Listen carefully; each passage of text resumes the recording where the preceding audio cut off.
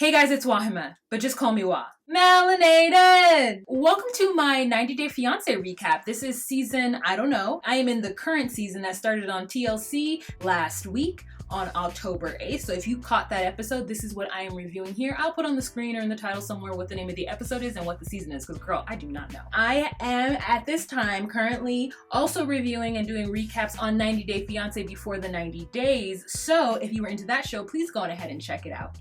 Great. On my lips right now is Damned by Kat Von D and her Everlasting Liquid Lipstick. I absolutely love Kat Von D's liquid lipsticks. I own, I think, 5 of them, and I want to own the new metallic ones. That is exactly why I told everybody in my life that for my birthday this month, I would like a Sephora gift card. I want Fenty Beauty. I want the new metallic Kat Von D liquid lipstick. I want skincare from pharmacy. Girl, I want to go in at Sephora with the help of my family. I don't want anything else. I just want Sephora gift cards. Doesn't matter what the increment is. I already told the peeps. And for my family, who I don't see, if you want to send me a gift card from Sephora, girl, go on ahead. I will not say no. Happy birthday to me. All right, this might fall apart, but if it starts to dangle, then just take it as a new fashion in head wraps, right? This season, I don't know exactly how many couples there are, but I'm just gonna go over the couples that we've seen so far. So first it starts off with Molly. Molly is a 41-year-old entrepreneur who has her own business. She fits and sells brassieres. It's like a lingerie shop. It looks super dope, and I just love the fact that it's her business to make women feel sexy. Like I'm 100% on board. I already love Molly.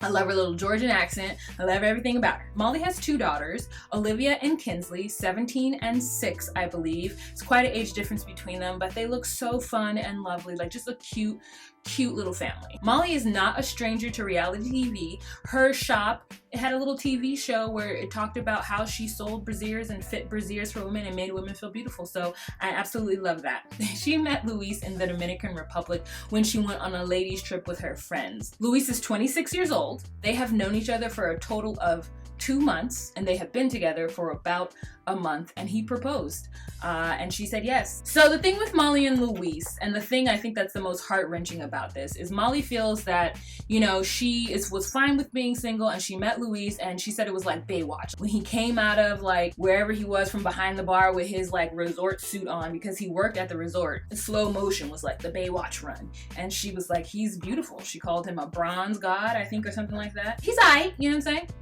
Pedro's cuter. Molly's in love, and she says that one of the first things he said to her was that he was going to marry her, and here they are today, and just so excited. Now, where I start to doubt Molly is the fact that her daughter, Olivia, the oldest, the 17-year-old, is upset and doesn't like this entire thing. And at first I was like, well, you know, it's natural for the daughter to feel a little bit of like weirdness, especially because it's so soon, but Olivia brings up a very valid point, that her mother has only known this man for 2 months, and in 2 months, her life has turned upside down, and this man that she doesn't know is going to be moving into her house.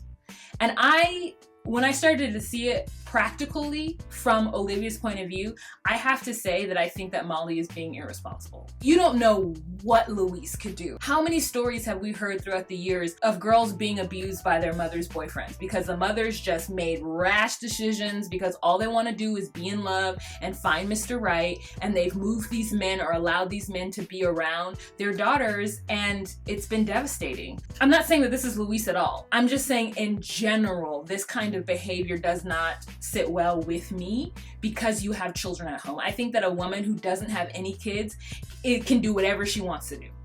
But when you have kids, I think you lose the privilege of being able to make completely selfish choices. And I think her bringing Luis to the US is a complete selfish choice, especially moving him into her house. Now, obviously, where was he supposed to live, right? I mean, if Molly didn't have enough money to put Luis up in another apartment somewhere else, then I don't think that she should have brought him to the US, at least not right away. Maybe he could have visited a couple times before so that the girls could have gotten used to him at least. But this whole, like, all of a sudden, this man's gonna be in their house and they all have to make room for him. They all have to make him feel comfortable. And they all, because he's gonna be a dominant presence in the house, unless he's like a little tall, he's going to affect them in a way that no one can anticipate until he gets there and starts to do his thing. So that is what we know about Molly, and Olivia is very upset, and I have to say I'm on the side of Olivia, and I wish that Molly had done this thing in a more smooth manner. She says that her biggest accomplishment is having her kids, and she thinks that she's a great mom. While I don't doubt that, I think this choice kind of puts a kink in that great mom armor. So next we have Elizabeth and Andrei. Elizabeth is 27 years old and I cannot remember where she is from. I will let you guys know in the next episode where she's from. And Andrei is 31 years old. She says that she has always been attracted and interested in other cultures. She is from a large family herself. She says she has 6 brothers and 3 sisters and she's the youngest. That is a lot of kids, girl. That is 10 kids if my math is correct. So she's the baby of the bunch and she's the runt, and they are always picking on her and telling her what to do and all this stuff, right? She actually went abroad to Dublin, I think on vacation or something, and while she was there, through a dating app, she met Andrei. Andrei is from Moldova, which is a small country by the Ukraine, and he's actually living in Dublin right now. I'm not sure what he's doing there, but he's living in Dublin right now. They met and fell in love, and I don't know exactly how long they have known each other, but I guess it's a short enough time to where her family, especially her dad, is very, very, very concerned. Elizabeth works with her dad. She's a property manager for his company. But, you know, they just fell in love that one day when she went back to visit him. He like asked her to marry him, and they applied for the K1 visa when she got back, and it's been 7 months and they're now waiting, and she's pretty impatient. And she's like worried that it's not going to go through because she really wants him to come there. Family, they go to a dinner and her family is very upset about this entire situation. Elizabeth counts herself as the rebel of the family because she honestly feels that like for anyone to just think that the person that's made for you is somebody that lives in your town, your city, your state, like she says that the world is a big place and she wanted to go out in it and find someone who was for her and not just settle with whomever that was around her. And she's 27 years old, so I'm assuming that she's been in at least one relationship, so she has some experiences dating. Video. I was gonna leave at 1. You guys, I have to be in Los Angeles at 4 by LAX, and like it's just the worst time to have to be anywhere in LA is 4. So her dad feels like he doesn't know if Andrei is right for her because he hasn't met him and given her the stamp of approval, I suppose. And I suppose when your youngest daughter is doing things different than all of your other kids who might be married, I suppose there is some trepidation in that.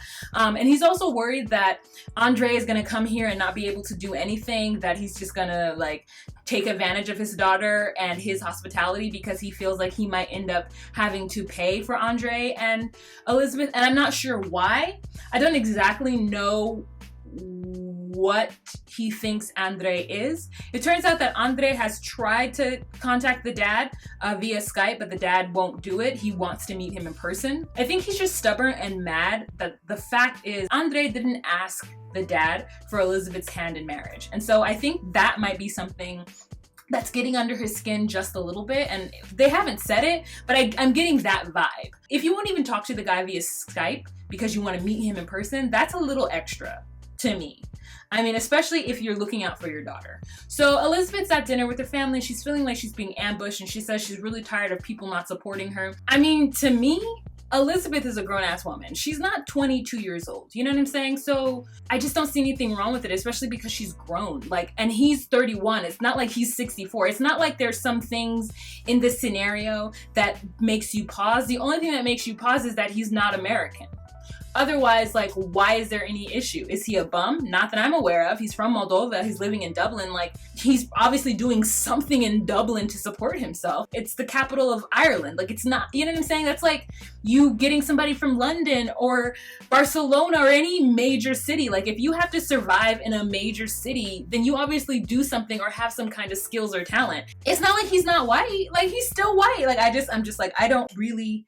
something in my eye. And I do think that they're gonna butt heads because it seems like Andrei is a little... Elizabeth describes him as being intimidating, but I think she says he's very alpha male and he's probably gonna run up against the family, especially if they come at him like that. Like, I don't think he's gonna sit back and just take that because, like I said, who says he doesn't have skills? Who's to say that he doesn't have something to offer Elizabeth? Who's to say that he doesn't have something to offer the US? You know, like... I don't get the initial angst towards him. Elizabeth feels like nobody's on her side, and her sisters are like, we're on your side. They're like really adamant about the fact that they're on her side, but the truth is that they're not really on her side. They are, and they love her and they want to support her, so they're going along with it, but they think it's a bad idea. And my question is, why? If she had fallen in love with a guy who was 2 towns down and they got married after 2 months, what's the difference? Because you actually got to physically see him? Like, I just don't get it. I think they need to give him a chance for it. So sure, it's unorthodox. Sure, it's out of order. Like, maybe you want to meet the guy have the guy meet your family first, but like, okay, he doesn't. He could get here and their relationship could be terrible and they could not get married. They haven't signed on any dotted lines yet. There's still time and there's still room, you know, and he's coming into a scenario, Andrei, where he knows the family doesn't like him. And I think that that is not right. Okay, so let's move on to Nicole and Azan. I hate this storyline so much. This is a couple that has been on 90 Day Fiancé before. This is really dumb. Like, I'm gonna go on ahead and say it right now. He's using her for the K1 visa. He's another Moroccan guy, like Mohammed, coming over to the United States, dating a girl that, like, he isn't physically attracted to. Because I saw, like, commercials or flashbacks from the previous season that they were on, and he's like, he made some comment about the fact that he didn't realize she was as big as she was. Fact that when he's like walking her around up some like sand dune, he's like telling her she's fat and lazy because she can't get up the sand dune. Let me tell you this right now, I could not get up that sand dune. Like, walking in sand flat is hard. That trek from the beach, like where the water hits the sand, to your car is always like, Jesus Louise, it's like a quad and calf work leg out. So I can imagine walking up a dang sand dune. And she's never probably been in that kind of heat before. Dang. Like, they're not right for each other. And apparently when she left Morocco after hanging out with him, he was glad she was gone. The thing is that I have a sneaky suspicion that she really does not understand the cultural difference, nor does she want to understand the cultural difference. I think that Azan is from a culture where the women mainly take care of the children. So why she thinks Azan is going to be a father to a kid that isn't his, like, culturally or anything, I don't know why she thinks that's gonna happen. I don't know Azan. We'll see. But from all the flashbacks I'm getting, he seems very selfish and self-indulged, and he's really into his body. And like, yes, I have seen guys who are in great shape who have women who aren't in great shape. But they like their women. They like their women's shape and they love their women. He doesn't love Nicole. Nicole, for whatever reason, thinks that they're in love. That Azan loves her and that this is going to work out, and she doesn't qualify for certain things for the K1 visa, meaning that she cannot support her and her daughter and Azan if he comes here. So someone's going to have to sponsor him, and guess who those people are? Her parents. So her stepmother and her father decided that they were going to sponsor Azan to come to the US because they don't want her to take the baby, May, her 2-year-old daughter, and go to Morocco. I didn't even talk about May. So Nicole has a 2-year-old named May. So if Nicole's 22 and the baby's 2, that means that she had this baby when she was 20 years old. No mention of the father, but she sure is trying to get that baby to call Azan daddy. P.S. Every time she tried to Skype him during this episode, he did not pick up. So like, this whole situation just seems so fishy and just irresponsible to the gills. The only person that's making any sense is her mother. And even her stepmother. I mean, I see why they're doing it, but I would just be like, 10 years of my life, when I know that the relationship between my stepdaughter and this foreign guy is not strong, I would never put that on the line. They're responsible as sponsors for Azan for him for 10 years. 10 years. If they get divorced, they're still responsible for him.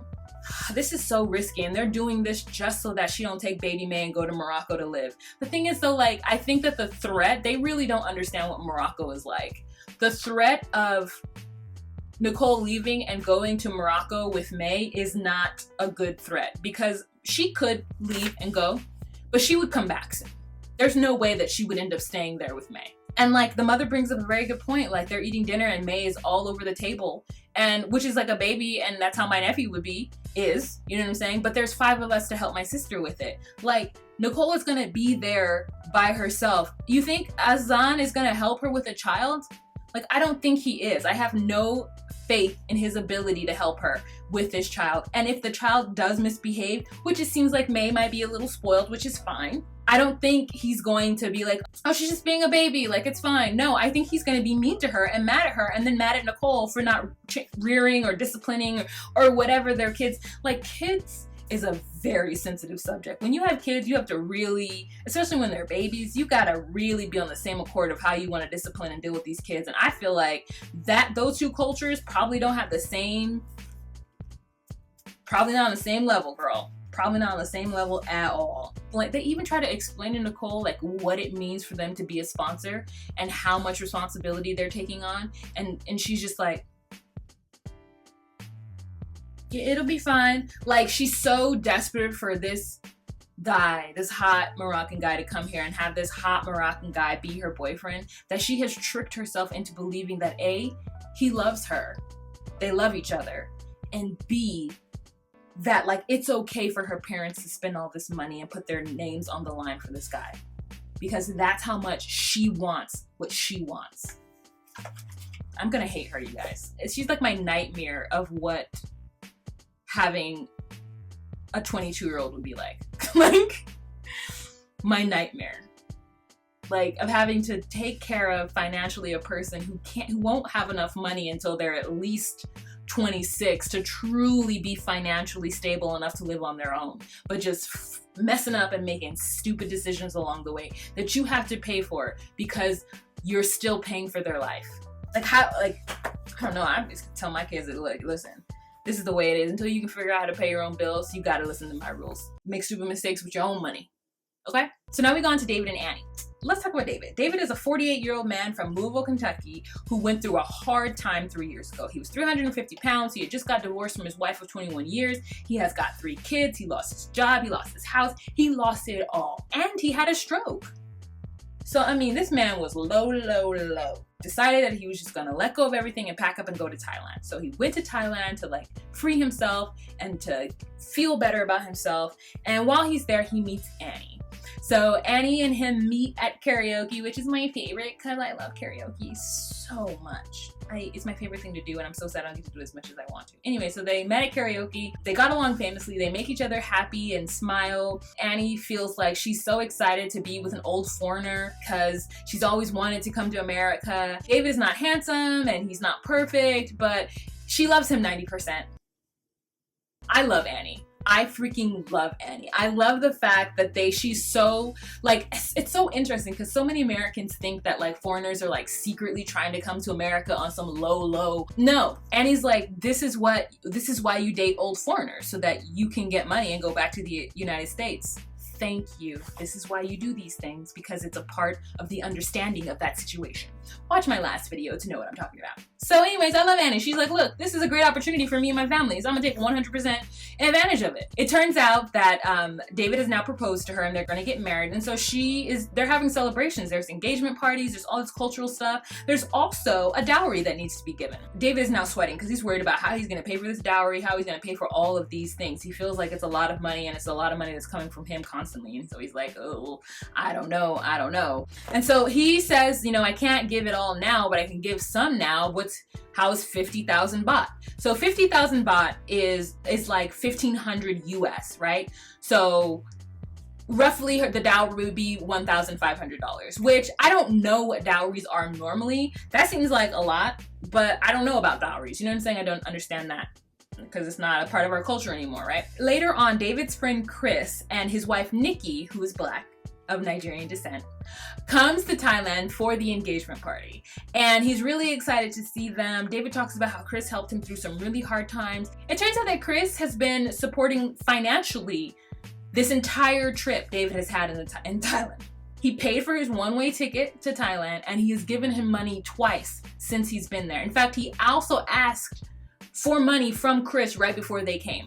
And then when they get there, they're sitting down, they meet Annie for the first time, and David is trying to explain what a dowry is. Like, no one knows what a dowry is. I mean, everybody knows what a dowry is. How a dowry is like buying your wife. And Annie is like, buy? No, not buy.